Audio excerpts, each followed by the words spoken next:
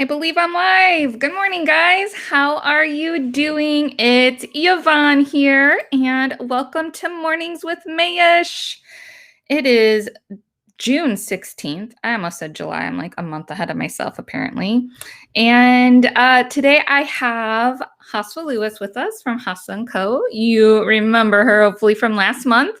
She did this amazing installation video for us for Mayesh Design Star. And then for this month, she sat down with the Lemon Press ladies, talk about floral marketing. So we're going to dive more into floral marketing today, about working with businesses, learn about brand activations, things like that, so much more, and answer your questions live.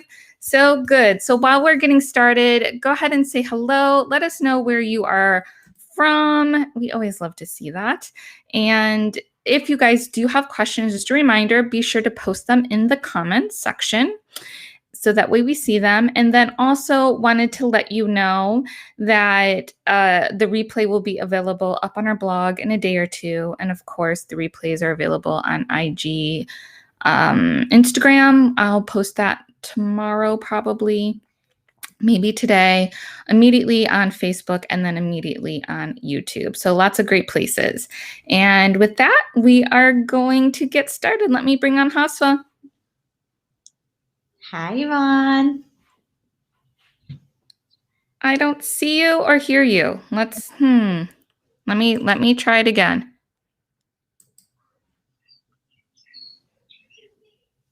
No.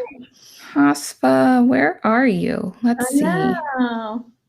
Let me just check and see if maybe I'm not seeing it. We'll see. All right. Always having technical difficulties, guys. You know? There, okay, but I can't hear you. Maybe, Hafsa, maybe can you refresh your browser? And then we'll try that. Apparently people can see and hear you, but I couldn't see and hear you, which makes it really difficult.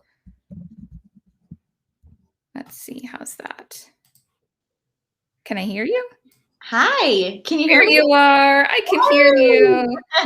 Woohoo! Good, good, good. All right, and we have confirmation from Facebook too. Francesca can hear and see us. Hi, Francesca. And Patty says we can hear. Okay, good. Welcome to the show, Hafsa. How are you? Oh, it's so good to be back. I'm great. Thank you. How are you? Good, good. I know you just recently had a birthday, so I just wanted to officially say happy birthday, Hafsa. Thank you. Thank you. Oh my gosh, I know. It's a big one. I'm 35 years young. Where did the time go? 5. Wow. I know, right? I say that all the time. It's bananas. It really goes by fast. Like, don't really blink does. like very long, because it'll just pass you by. That's for sure. Yeah.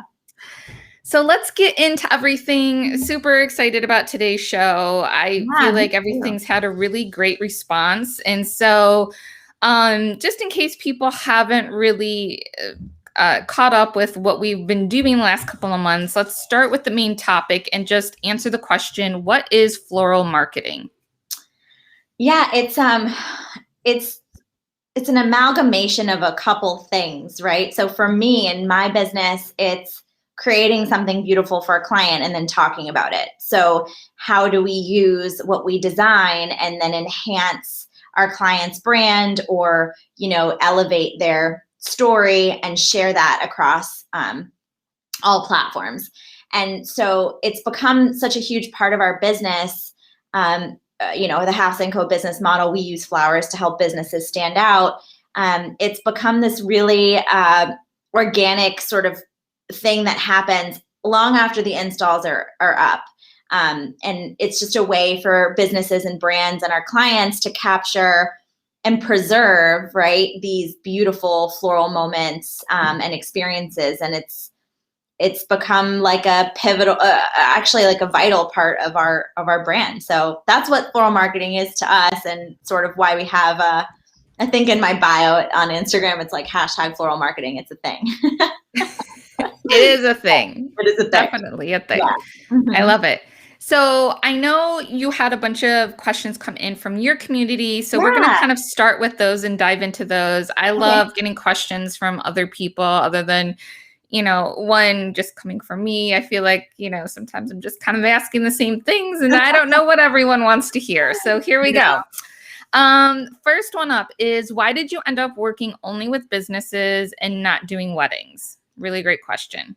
Yeah, I get this one a lot. The short version is I was on the wedding, the planning side of things for a really long time, weddings and events, and that's really where I thrived. I would say for about 15 years I was doing that as sort of a side project, and then was introduced to flowers 3 years ago and really fell in love with them. And then when I started Hafsa & Co., I thought really long and hard about what I didn't love and all of the jobs I had done in the past, and like what were the best ones, right? Like out of my experiences. And it was always working with other brands and working with other businesses. And I think that the reason for that is oftentimes they're the clients that are like, listen, we don't really know. We're not necessarily super creative. I mean, and not every brand, but my experience at this time was that it was,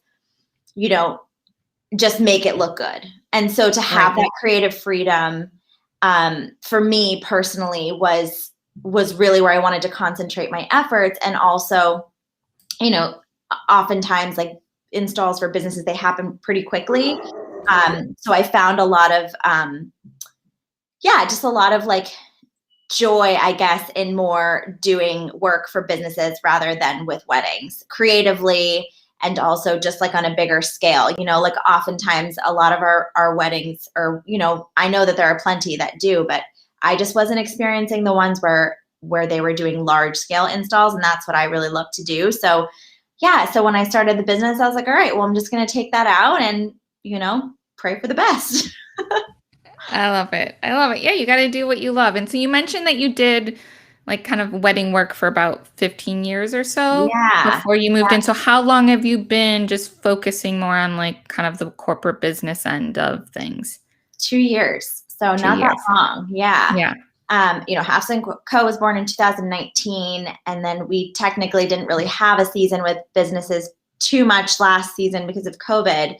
So it's given me a lot of time to sort of be thoughtful and like also do a little bit of research and be like, okay, what are the brands I want to work with? Where is the need? Like, is that something they'd be interested in? So it's been actually, COVID was good in that respect because I did a lot of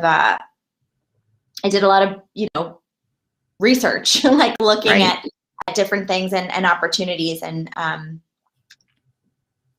so that was hard not doing, the physical work, but the behind the scenes stuff actually ended up really helping my season. So. Right. And season. So just so everyone's clear, you're located on Nantucket, which is an island. Which we have discovered lends itself to new opportunities, as we call those challenges of doing that type of thing. But I know that a lot of different people follow you and probably have asked if you, do work in different areas. So do you travel off of the island? Yeah, I go anywhere anyone wants to take me. And especially like, before COVID, doing like international projects and working in the UK, which is where I was born. And, that's always my goal, is to travel and to be immersed in different culture and experience different flowers. And, I think COVID definitely put a stopgap to that. But as we're sort of coming into this season and next, I definitely see, more Hafsa & Co. sort of like outside of the rock, as we like to call it here. But, for now, this is where we are. And we do a lot of work in Boston, like up and down the East Coast. So it was pre-COVID. So this year we're like, okay, focus on the island. Cause like we have such a short season here, Yeah. And, hopefully work through some, post-September, projects wherever anyone wants to take us. Awesome. And speaking of projects, what are some projects that you're working on this year that you're really excited about? Oh my gosh. Well, this was one of them, honestly. I think being a Mayesh Design Star is such an honor. I think being highlighted in a way that really just is true to like my story and my brand. I think that is a huge testament to Mayesh and also like the people that work with Mayesh, and it's a family owned business. Like I've just always had such a positive experience. So I would say this project was definitely, top 3. And then I'm working with a very famous fine art photographer next week. I can't share too much more than that, other than he is capturing Nantucket, and typically the focus of his work is people, and a lot of the vignettes that he's shooting next week are my florals. So I am really, really honored and so excited to just like stretch that creative muscle, and I think like ultimately like it's like every artist's like dream, right, is to like not just capture your work but to preserve it. And like I think that's why I'm so excited about this upcoming project, because there'll be prints and photos and all these things, and like I get to look at that and say like, oh my gosh, like I did that. So I'm very, very excited about that. Can't wait to share more about that.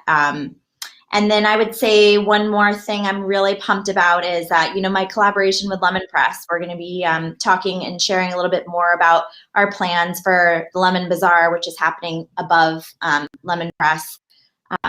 They'll have, a lot of seating and more opportunities for dining, but also more opportunity for catered events. And then, we'll be in there with flowers, and it's just going to be a really cool space, really focused on community over competition and culture and food.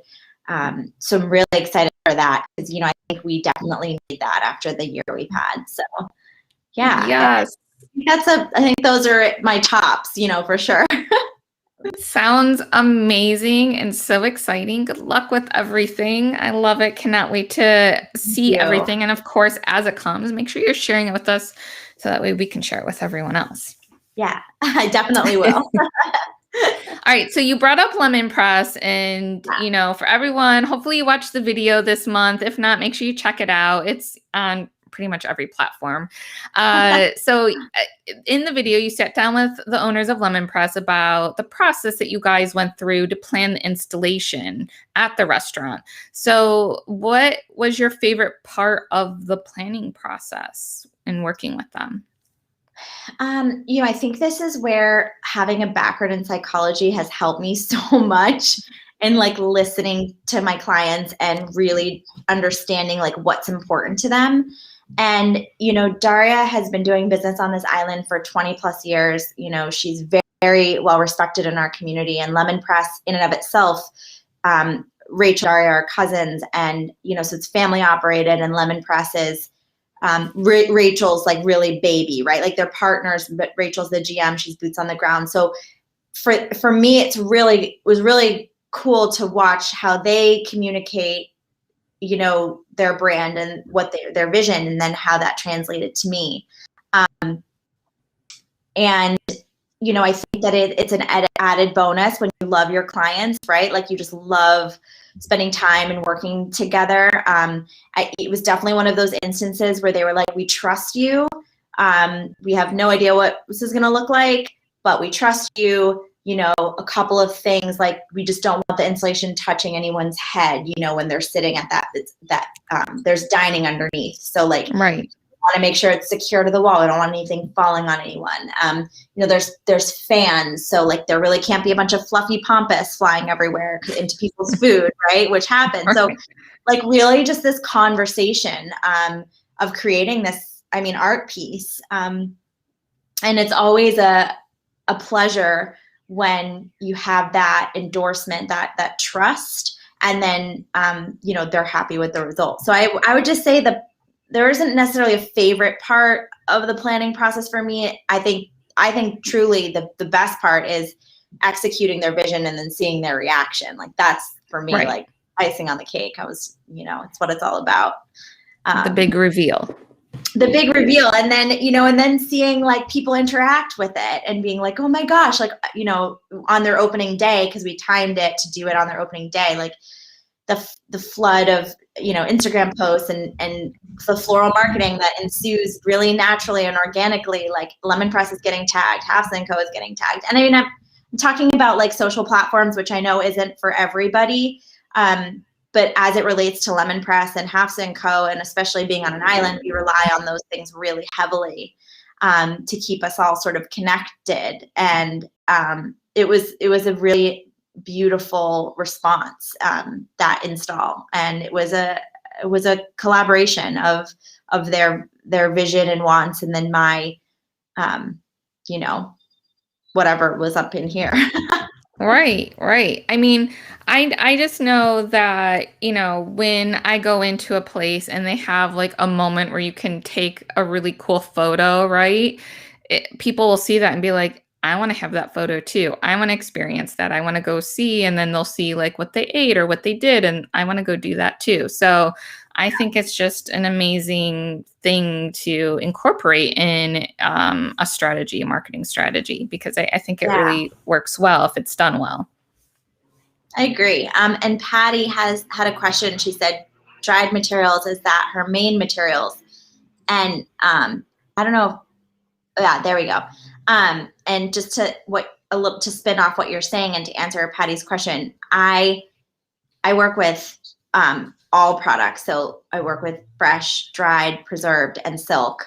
I use silk a lot for exterior installs because they last, and dried has become really popular because I would say since I've been doing it, because you can just really get some cool, like Mayesh's dried library is awesome, as you guys can see. And fresh flowers are really for when I work for them, they're often for events, and we haven't had a lot of those this year. The project that I'm doing next week is mostly fresh because they're being, photographed for a shoot. But no is the short answer. But I do really enjoy teaching and working with them because I think they can be really impactful when used appropriately. Perfect. And you brought up our preserved products. We do carry a bunch online, so you can always check it out at mayesh.com/shop. And we also have a really great preserved dried guide too. So, because there's a lot of things, and our branches carry a selection of it. And we also have things listed in our flower library. So lots of different resources for you guys to check those things out as well. Great question, Patty. All right. So our next question is, so I know we're focusing a lot on installations, but what are some other ways that you work with businesses to incorporate flowers into their marketing? Yeah, that's a great question. We haven't gotten that one yet, so that's happy to answer that. We do workshops. So I teach flower crown workshops, arrangements, large scale install workshops. And those are really popular for things like bridal showers, bachelorettes, birthday parties, girlfriend weekends, and even for the kiddos, like really just a fun project for the kids. A great summertime activity, obviously, because you can do it outside. Yeah. And we've had brands have us come and teach workshop right in their, brick and mortar. We've had brands have us do it remotely. I'm trying to think. We've had brands sponsor workshops, and we will do it in like somewhere else to raise money. Like there's just so many ways that we've sort of done those, which has been really cool. And again, like part of what I love is just like meeting people and hearing their stories. So that's right. A really nice opportunity to do that. And the feedback I always get from those is how therapeutic they are, which makes me really happy because I believe that flowers are incredibly therapeutic. And then pop-up. So that's a little different than a workshop in the sense that I'm not teaching or, we're showing up in a space, a place, and with our flowers, and what we're doing things like, making flower crowns in real time, or doing bouquet bars, like pick your own stems,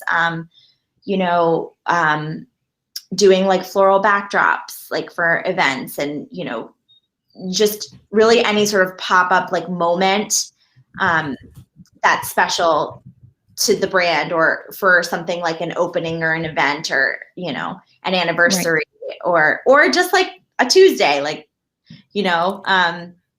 So yeah, so workshops, pop-ups, and installations is really where we like to focus. Very good. Very good. Okay, so I'm going to say this words, brand activations, right? So it's a term that I've heard. It's the first time I heard it when I was working with our Mayesh Design Star from last year, Anthony Maslow. And I literally had no idea what he meant when he said that. I was like, what does that even mean? So I have you here. Can you define what brand activation is, and then maybe share an example of two of kind of any of those types of projects that you've worked on before?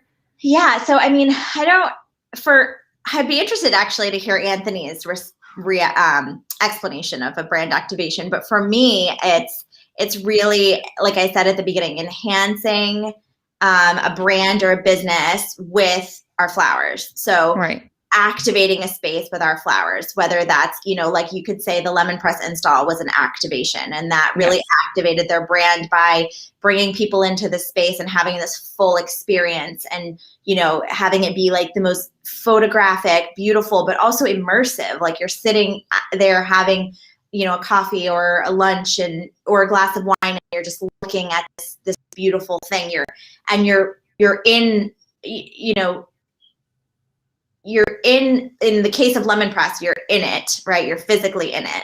But, you know, you can activate a brand virtually, you know. Think about like flower flashing a car, right? Like and taking a picture of that. Could be a Land Rover, right? So now you're activating Land Rover, right? It's really just enhancing and elevating the client. And for us, the client is brands and businesses. So, and really, like, it's so cool because you start to dream. Like I had this vision a couple weeks ago where I was, you know, we're on Nantucket, we're on an island. There's boats everywhere in the summer, like wild amount of boats. And I was on a boat with my friend, and I was looking at this old sailboat, and I was like, oh my God, I want to, like, we have this term flower bomb or flower flash. Right. I want to flower bomb the mast of that sailboat. Like I just envisioned, like in my brain, like hoisting the sail and having this like floral like garland. And I was like, all right, who owns the boat? What's the name of the boat? Who wants to pay for this? Right? Like, and sometimes if you present crazy ideas like that to a brand, they want things that have never been done or seen before. So there's a case for it. Activating brands, right? Like we all know what a sailboat looks like, but like what about a floral mast sailboat? Like who doesn't want to see that? I want to see that. I hope you make that happen, girl. I know. You need to start making that happen. Sorry, something just fell off me a little bit later. But yeah, so I think that's my definition of brand activation. Yeah. And I honestly, I Googled it when I first heard it, and you kind of talked to that. It's about like creating a moment where people can experience and kind of be a part of that brand. So yeah, the other term people use is like experiential. Like, you know, I think that's kind of the same thing. You know, you're experiencing a brand, your florals are like, you know, bringing a brand to life or a client to life. And I mean, they're not exactly the same, but I think they're like synonymous with one another. Yeah, totally. Anyone else do brand activations? Because I know, right? It's so funny when he was talking about that, and I was like, yeah, that sounds great. And I was like, I don't know what you're talking about, you know? Yeah, that's so funny. I know, right? Whole new world for us, like last year and this year. Yeah. It's good. It's so good. So another, I know we talked about it. We haven't really talked about it much like in the last couple of months.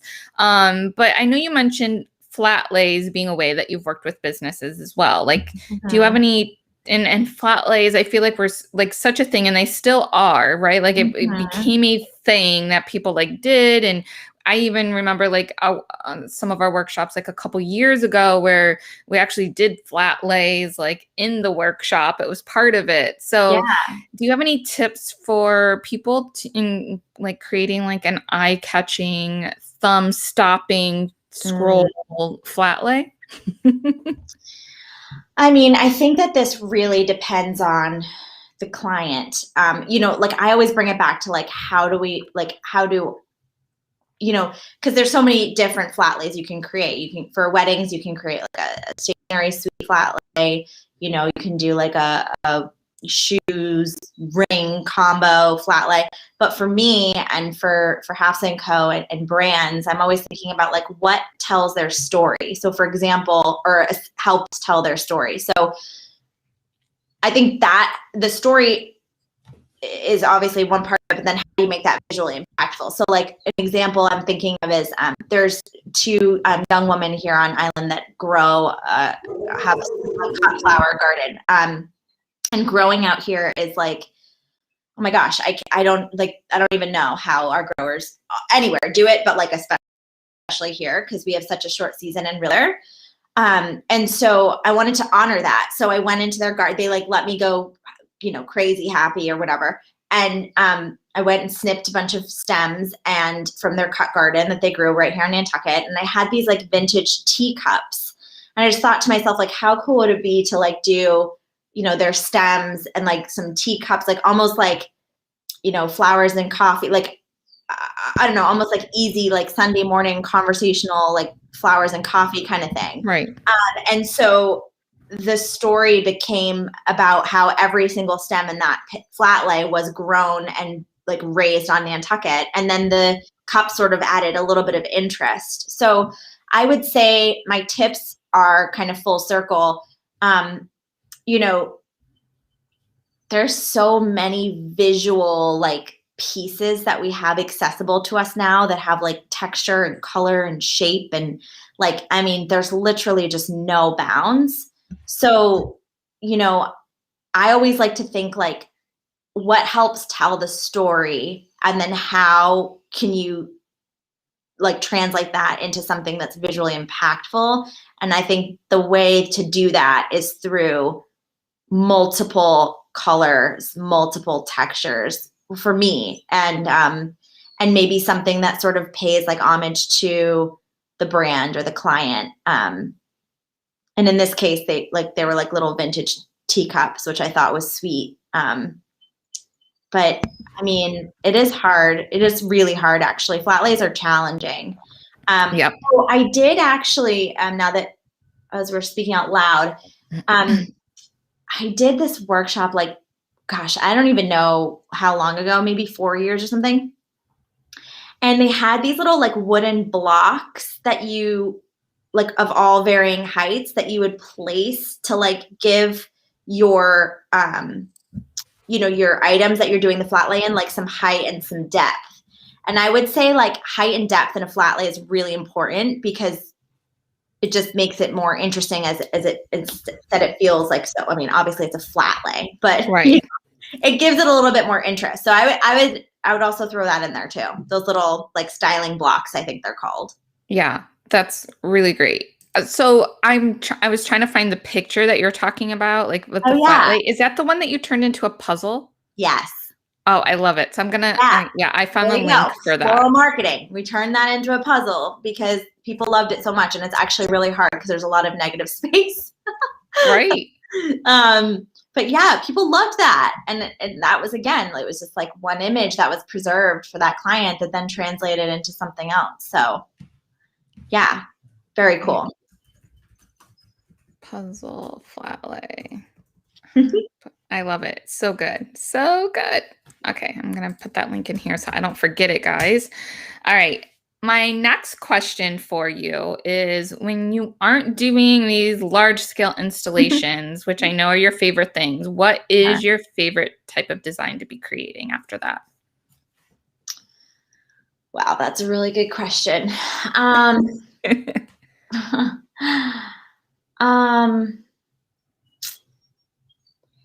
I've spent a lot of time in the past year not doing large installs because all of our businesses were shut down.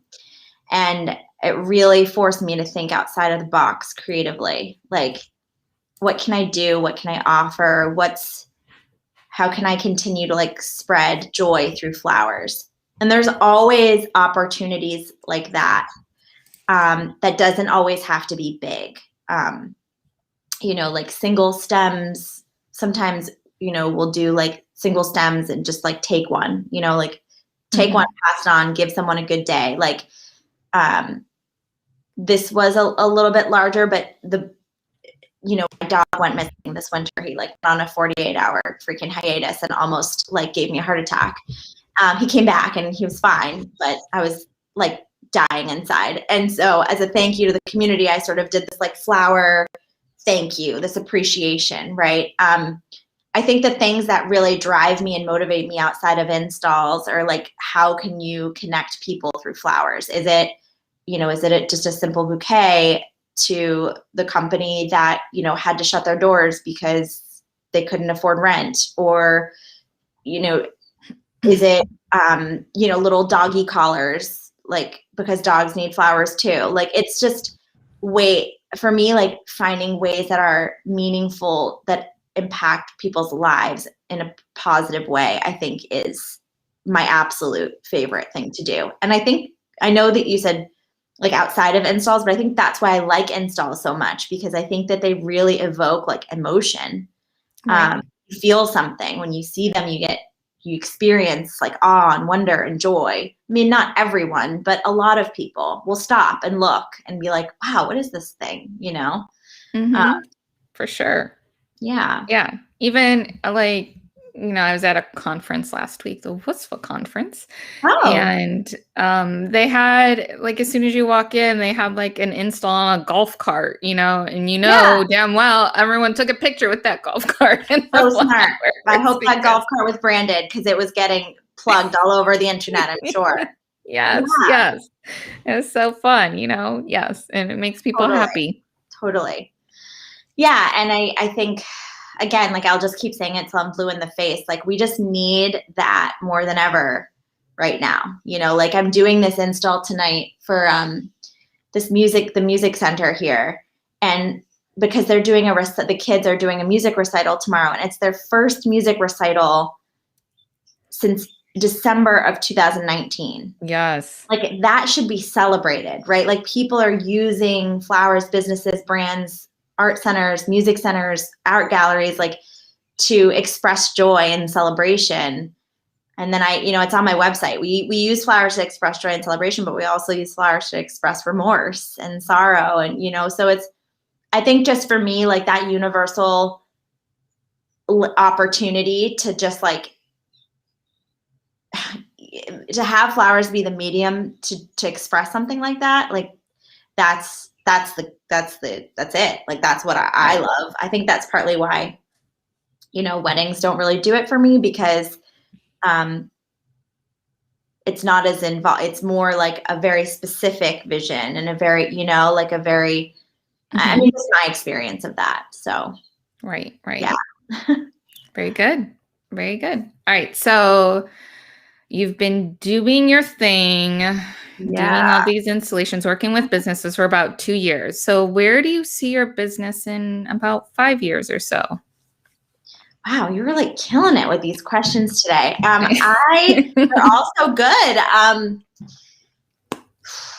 5 years from now, I want to have a small team, and I just want to take on, a set amount of projects, like big projects, a year, and on the in-between, do more of the things I was saying, like the touching people with flowers and celebrating, that type of thing.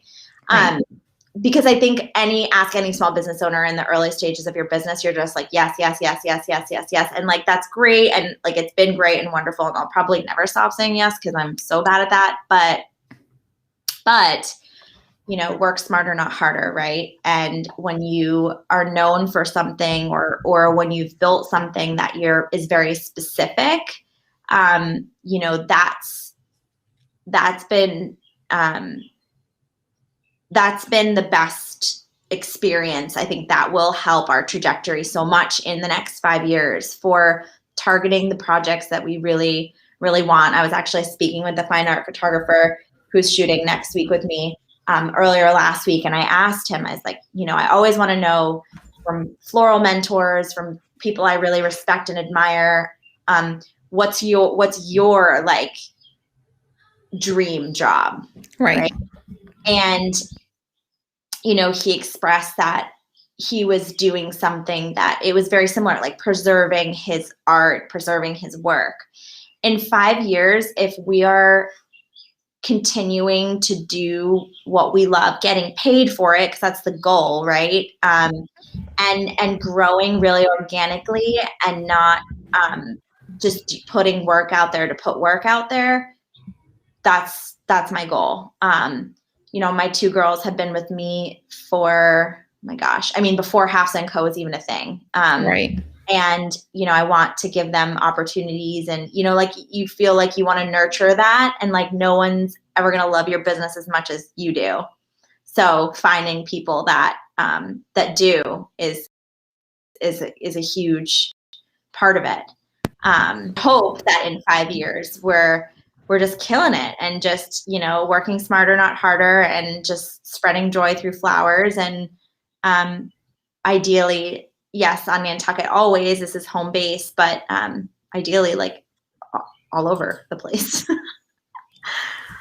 I love it. Spreading joy through flowers. We need to make that a thing. I know. Sure. I hopefully like in the next 5 years too, we'll meet Beyonce. That's like goals. I don't know if that's going to happen, but that floral headpiece that she did she was in Vogue. I loved that so much, and it just didn't get enough the attention that it deserved. Did you see this? No, I didn't. Oh my God. And like the person who made it was this beautiful, we're going to have to like do a follow-up to this conversation, because yep. I'm like, yes, like yes, we need this. This is amazing. It was amazing. And then the other really beautiful thing that happened this year was Oscar de la Renta made this like gorgeous hand embroidered floral, like really like hand sewed flowers all over this beautiful dress. I think like Taylor Swift wore it to the Grammys or something like that. And I was just like, yes, yes, yes, like more. This is so great. I love it.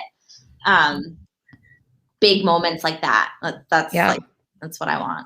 That's what I want to do. I love it. I love it. I love it. So speaking of flowers, what is your favorite flower, Hafsa? Oh, I wish it was like something really unique, but it's the peony. Yep. June is my birthday month, and I'll tell you why I love the peony so much. It's because I think that they age so gracefully, and I actually really love them more at the end of their life when they've almost lost their color and they're so blown out, and I'm like, oh, if I can age like a peony, I'll be good.